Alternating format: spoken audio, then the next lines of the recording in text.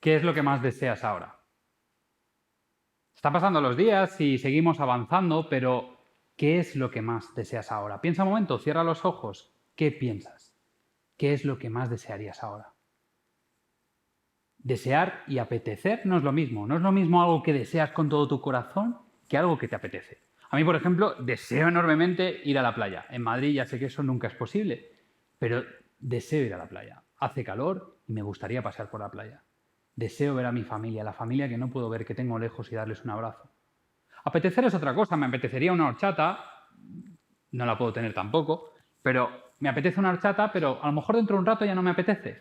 Me apetece dar una vuelta y a lo mejor mañana no me apetece. ¿Ves la diferencia entre apetecer y desear? Es cuestión de prioridades muchas veces. ¿Qué es lo primero en tu vida? ¿Qué es lo que más desea tu corazón? El primer tema de esta serie, Religiones Incompletas, hablaba de esa primera palabra que Dios colocó en la vida de todas las personas, de toda la humanidad. ¿Qué es lo que más deseas? Y Dios te propone que lo que más desees sea Él, porque a partir de entonces serás libre de verdad. Había un hombre en la Biblia, uno de los más importantes del que muchas religiones siguen, contemplan, admiran. Ese hombre es Abraham, seguramente hayas escuchado hablar de él. Este hombre lo tenía muy claro, aparentemente, hasta que llegó un día en el que aquello que parecía tener claro, aquellas prioridades que él creía que tenía claras, se vieron a prueba. Y entonces sucedió esto, lo encuentras en el capítulo 22 de Génesis. Dice así: toma a tu hijo, el único que tienes, y al que tanto amas, y ve a la región de Moria. Una vez allí, ofrécelo como sacrificio en el monte que yo te indicaré. ¿Tú te das cuenta de lo chocante, duro, complicado que puede ser esto en el siglo XXI, leer esto que está pasando? Abraham, después de haber obedecido a lo que Dios le había pedido, Dios le estaba acompañando, le estaba bendiciendo, le estaba llevando al lugar donde quería que él estuviera para hacerlo prosperar, de repente le pedía algo que suena realmente complicado. Pero antes de que sigas pensando lo duro que lo es, y te doy toda la razón porque yo soy el primero que me choca, quiero que pienses una cosa. La cultura de la Biblia era diferente, la cultura del tiempo de la Biblia. Los países vecinos seguían religiones, creían en dioses que les hacían sacrificar a sus hijos por los dioses. Es decir, los propios padres entregaban la vida de sus hijos sacrificados para satisfacer a los dioses. Así que quizá cuando Abraham, y solo digo quizá cuando Abraham escuchó esto que estaba pasando, esto que Dios le estaba diciendo, quizá no era tan extraño. Total, al final era algo que estaban haciendo los países vecinos, las religiones de los países vecinos. Claro, nos choca mucho porque va totalmente en contra de nuestro sistema de principios y de valores. Pero sin embargo hoy importamos Halloween y no pasa nada, importamos otras fiestas de otros países y lo vemos hasta normal, hasta divertido. Quizá Abraham pensó que Dios al final no era diferente a los dioses de alrededor. Quizá Dios se comportaba de la misma manera caprichosa que los otros dioses. Al final, ese Dios que le había otorgado ese hijo que llevaba décadas esperando, que no podía tener, y que al final lo tiene como un regalo del cielo, es hijo de la promesa, es lo que Dios le está pidiendo que ahora sacrifique. Intenta ponerte en la cabeza de Abraham. Seguramente pensaba, yo creía que eras diferente, creía que eras otro tipo de Dios, pensaba que tú valías la pena, no como los otros dioses. Pensaba que tú realmente, yo te importaba, que tú realmente querías tener un pacto conmigo, que juntos hiciéramos algo bonito, que tuviéramos una relación importante. Décadas esperando un hijo, que ahora ese Dios le estaba pidiendo que sacrificara para él. ¿Cuántas dudas? ¿Cuántos problemas en la cabeza? Pero no solo en cuanto al amor hacia su hijo, también en la cultura de la época no era tan individualista como la nuestra. Hoy en día miramos por los éxitos personales, por los logros personales, por una vida de éxito. En aquella época todo era la familia. Era o lo conseguíamos todos juntos, o la familia al completo, o el clan entero, o no servía para nada. Casi toda la riqueza del padre de familia recaía en el primogénito, el que se le llamaba el primer hijo nacido, para así perpetuar la riqueza, el negocio o lo que fuera que la familia estaba desarrollando, incluso el estatus social. O sea que a Abraham no solo se le estaba pidiendo que sacrificara a su hijo, lo cual ya es bastante demencial y te puede estar sorprendiendo un montón, sobre todo si llevas tiempo enfadado o enfadada con Dios. O quizás es el Dios el del que quieres huir y por eso no crees en él. Parece ese Dios y encima le sumas el hecho de que en el aspecto económico próspero tampoco tenía mucho sentido porque era el único hijo al que podía delegar, heredar todo el imperio. Y al final Dios le está pidiendo que lo sacrifique. Me doy cuenta de que a veces las personas corremos el riesgo potencial de convertir a otras personas en objetos. A veces los padres corremos el peligro de convertir a los hijos en objeto, de convertirlos en algo por el valor que me reporta. Alegría, felicidad, logro personal. A veces proyectamos nuestros miedos sobre nuestros hijos o proyectamos aquellos deseos de éxito que no hemos alcanzado en nuestros propios hijos. A veces sacrificamos la honestidad y la integridad por un ascenso, por un negocio. A veces vendemos nuestros principios para sacar tajada. Siempre estamos hablando de prioridades. Al final, ¿qué es lo que más deseas? ¿Cuál es tu mayor prioridad? Sacrificamos muchas veces todo lo que somos, como dijimos en el primer tema, por aquello que realmente, egoístamente deseas. Y con respecto a los hijos, muchas veces proyectamos en ellos eso que no hemos sido y somos felices por el éxito y la prosperidad que ellos experimentan en su vida. ¿Sabes? Abraham pudo estar ahí. Abraham pudo estar ahí. Pudo sentir que su hijo podía ser lo que la Biblia llama un ídolo. El último recipiente, el recipiente último donde toda tu esperanza como ser humano se deposita. Donde todos tus anhelos se depositan. Abraham pudo pensar que en la estirpe, el apellido, el negocio, todo continuaba en su hijo. Abraham pudo haber tenido una disciplina totalmente férrea, una disciplina en la que deseara que su hijo fuera totalmente perfecto. O quizá hubiese carecido de disciplina, que eso también pasa cuando deseamos tanto a nuestros hijos, no queremos contrariarles si se convierten en pequeños emperadores. Así que al final el hecho de que sea el objeto último de nuestra necesidad hace que o bien nos pasemos o bien nos quedemos muy cortos, porque no sabemos mirar las cosas con perspectiva. Y Abraham estaba en ese punto donde tenía que entregar a su hijo, la vida de su hijo, para ese Dios que empezaba a comportarse como un Dios ajeno, extraño y muy común a los dioses de otros países. Antes de que pienses que Abraham era un terrorista o un radical por obedecer a Dios, quiero que escuches hasta el final. Abraham tuvo la opción de poner en práctica aquello que la Biblia propone y es colocar a Dios en primer lugar, que Dios sea tu prioridad. ¿Y eso qué significa? Lo vamos a ver. Pero sobre todo Abraham no fue sin lucha que lo hizo. Me imagino a Abraham yendo tantas veces al lugar donde se encontraba cara a cara con Dios para hablar. Me lo imagino con el corazón encogido después de la noticia, buscando respuestas en ese lugar donde se encontraba con Dios y solo obtener el silencio por respuesta. Buscar explicaciones, instrucciones y darte cuenta que el lugar de encuentro con ese Dios estaba vacío y silencioso. Me lo imagino esa misma noche, antes de partir al día siguiente, hacia el lugar que Dios le había indicado, mirando a su hijo, dormido. El hijo inconsciente de lo que estaba por venir.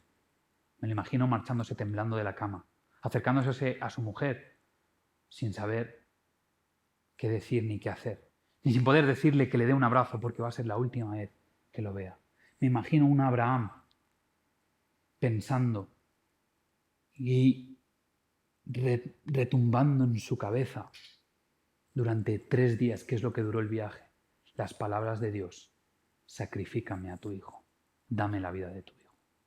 Qué duro tuvo que ser para Abraham ser fiel. Ya no digo ser fiel, poner como prioridad aquello que Dios dijo. Más aún cuando lo que Dios estaba proponiendo era una locura, era una insensatez. Abraham no entendía lo que estaba pasando, pero Abraham decidió que el aspecto que él no controlaba, Dios iba a solucionarlo. En Génesis 22:5 dice: entonces les dijo a sus criados: quedaos aquí con el asno, el muchacho y yo seguiremos adelante para adorar a Dios, y luego regresaremos junto a vosotros. Yo no sé si te has dado cuenta del detalle, pero hay algo dentro de Abraham que espera que se solucione. Abraham espera de alguna manera volver con su hijo. Abraham espera que Dios lo solucione de alguna manera. Abraham sabe que lo que Dios está pidiendo es que es inhumano. No es digno del Dios de la Biblia. Pero está convencido de que Dios se las va a arreglar para salvar a su hijo o para evitar lo que está pasando. De hecho, fíjate que el autor de Génesis es curioso porque está hablando todo el rato en un registro con una palabra para Dios muy genérica, como si Dios fuera alguien extraño, lejano, ajeno a la vida de Abraham. Como si Abraham empezara en este momento a no comprender a Dios. Y el autor de la Biblia te lo está remarcando, un nombre genérico para Dios. Génesis 22, 7 y 8 dice: Isaac le dijo a Abraham: Padre, dime, hijo mío, aquí tenemos el fuego y la leña, continuó Isaac, pero ¿dónde está el cordero para el sacrificio? El cordero, hijo mío, lo proveerá Dios, le respondió Abraham, y siguieron caminando juntos. ¿Tú te imaginas lo duro que tuvo que ser para Abraham decir Dios proveerá? ¿Sabes? Es un juego de palabras en hebreo que se pronuncia algo así como Yahvé Jireh, Dios proveerá. Abraham estaba entregado a Dios, sabía que era una locura, sabía que sonaba radical, prácticamente terrorista a los ojos del ser humano. Para ti, para mí, suena como algo escandaloso. Pero Abraham sabía que al final, si Dios era la prioridad, Dios iba a hacer que algo sucediera. Algo tenía que pasar. Y aquí es donde viene la historia, cuando con Dios caminas hasta el final. Cuando en tu religión incompleta dejas que Dios la complete. Cuando dejas que Dios sea el primer lugar que debe ocupar. Ocurre un cambio en la historia de Abraham. No es un giro dramático de los acontecimientos, sino todo lo contrario. Abraham sube solo con su hijo, cargándolo todo lo necesario, menos el sacrificio, aparentemente, porque el sacrificio era su hijo, subiendo la montaña, como un cordero va al matadero. Abraham, me imagino que fueron los momentos más duros de su vida, cuando Abraham, dice la Biblia, que sacó el cuchillo, y cuando fue a sacrificar a su hijo, el ángel de Dios lo paró.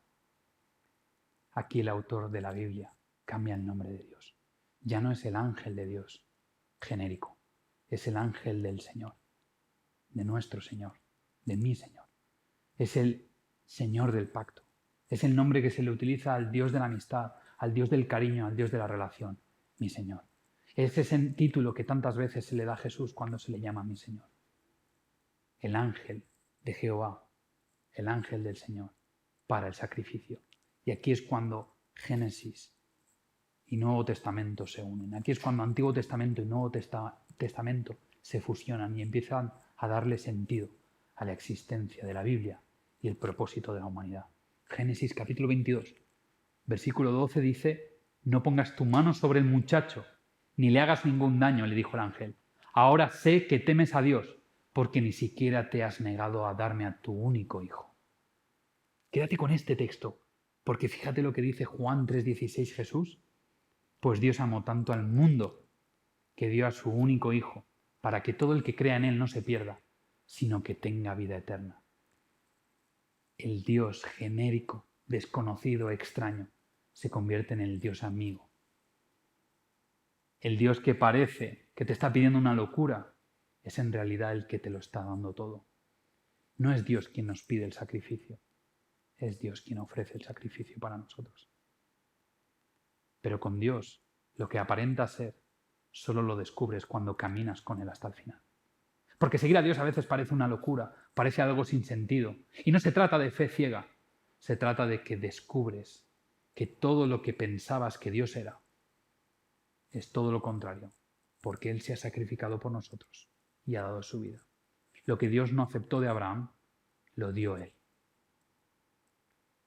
Isaac caminó con la madera del sacrificio cargada a la espalda, para un sacrificio propio que no llegó a hacerse. Jesús cargó con la misma madera más grande para un sacrificio que sí hizo por nosotros. Hasta el lugar, Moria, es el lugar que se le designa a las colinas de enfrente de Jerusalén. En una de esas colinas Jesús fue crucificado.